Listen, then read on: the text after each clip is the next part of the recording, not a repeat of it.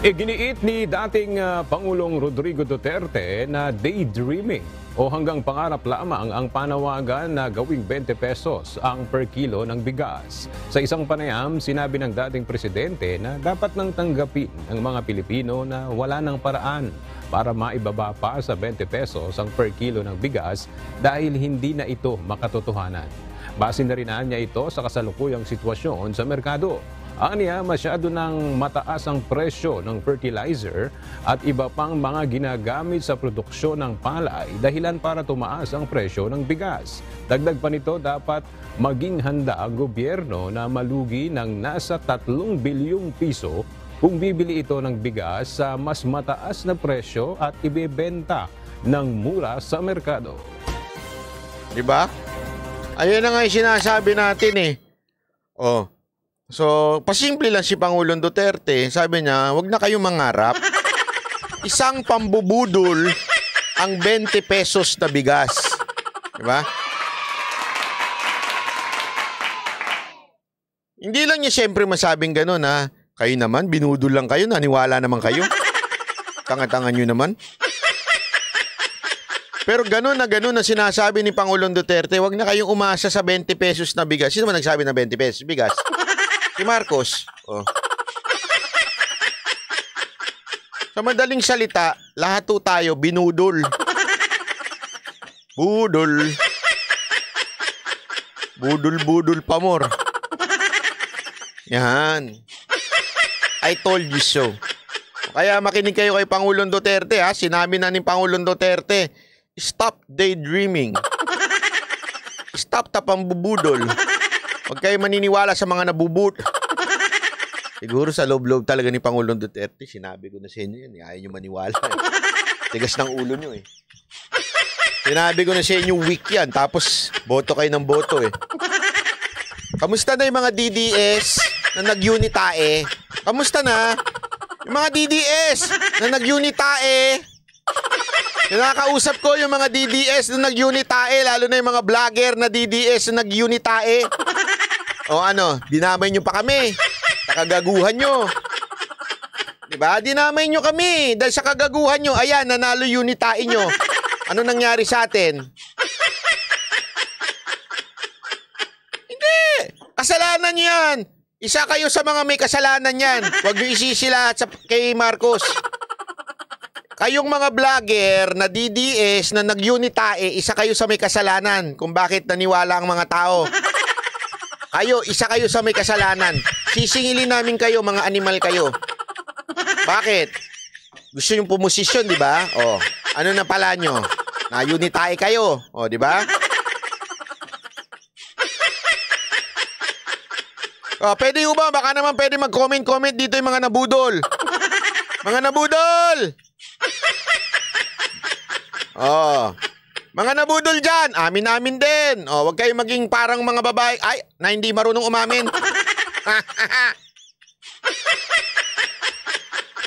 Amin na yung mga nabudol dyan. Oh, pagkalagay dito sa Facebook, kung pinapanood nyo to ngayon sa Facebook, comment kayo sa baba kung kayo ay isa sa mga nabudol.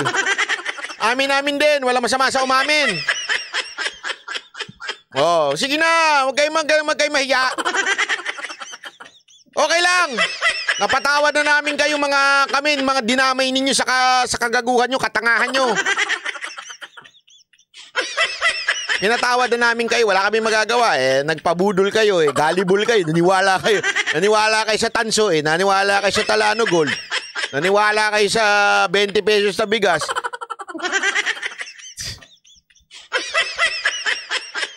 Napatawad na namin kayo, huwag kayo mag-alala, okay? Bawi na kayo sa susunod ha. Papabudol na naman tayo sa susunod.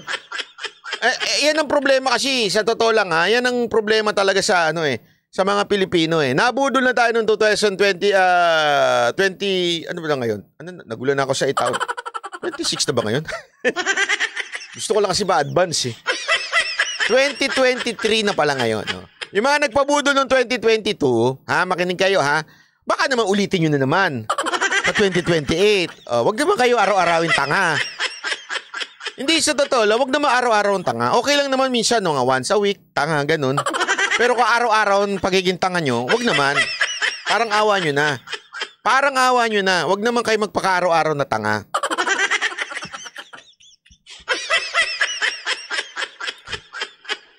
Oh, sana lang. Wag naman, okay? Okay na isang beses eh. Oh, sana okay lang isang beses. Kasi alam mo, natatawa ako, meron pa ako nabasa eh. Shinare ni Boss Dada eh. Yung isang opisyal na basta. Ang dami daw niyang alam tungkol sa kay Marcos, ganyan-ganyan. Sabi ko, bakit ngayon lang kayo nagsasalita? Ang dami niyo palang alam. Hindi ba kayo mga gunggong? Ayun ang nakakairite. Hindi nyo alam yan nun? Alam nyo yan nun. Eh, bakit kayo pumayag na magpagamit? Eh, mga gunggong kayo. Kasi takot kayo na sumalungat sa maraming tao. Yan ang katotohanan. Alam mo, eto masasabi ko sa inyo Ito isang bagay na ako ay proud. At proud ako sa kasamahan naming mga banateros.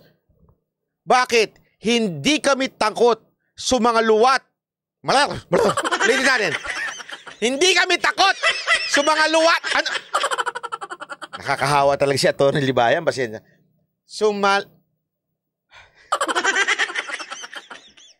Sumalungat. Yan. Hindi kami takot na sumalungat sa mga tao kahit marami sila. Yan ang tandaan ninyo. Dito makakaasa kayo kasi wala kaming pakialam. Ito mo, isipin nyo to Ayoko na lang magsalita. Okay? Ayoko na lang magsalita. Ang daming Duterte supporter. Ang daming Duterte vloggers. Alam naman talaga nila kung ano si Marcos dahil naiimbitahan pa sila sa bahay. Alam nyo yan.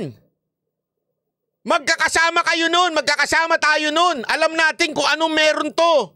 And yet, you voted. And yet, you campaign. Alam nyo Kaya managot kayo ngayon sa taong bayan. Managot kayo sa taong bayan. Alam nyo kung anong klaseng presidente si Marcos. DDS kayo pero hindi kayo sumunod kay Pangulong Duterte. Bakit? You are for your survival. That's the truth. Gusto nyo na real talk? This is the truth.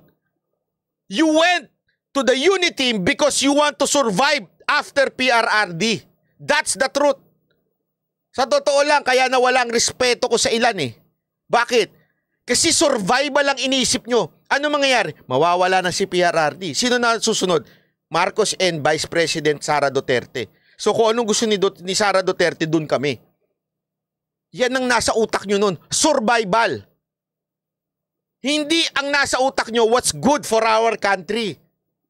Alam nyo what's really good for our country. And you know why?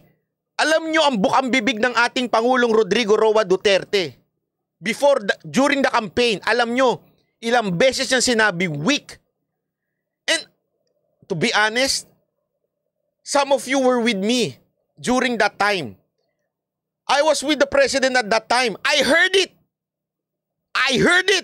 Hindi ko narinig kung kani-kanino, narinig ko kay Pangulong Duterte. May mga kongresista, may mga senador na naandun sa meeting na yon. I was fortunate na naandun ako. Narinig ko. Sa bibig mismo ni Pangulong Duterte, ayaw niya yan. And marami sa inyo mga vloggers, alam niyo yan, ayaw niya yan. And yet, inisip nyo kasi, mawawala na si PRRD. Mawawala na malalaos na yung matanda na yan Doon na kami sa bata. Doon na kami kay Sara Duterte. So kung saan si Sara Duterte, doon na kami. For us to survive. Ang totoo niyan, pinagpalit niyo yung love for your country for your survival. That's the truth.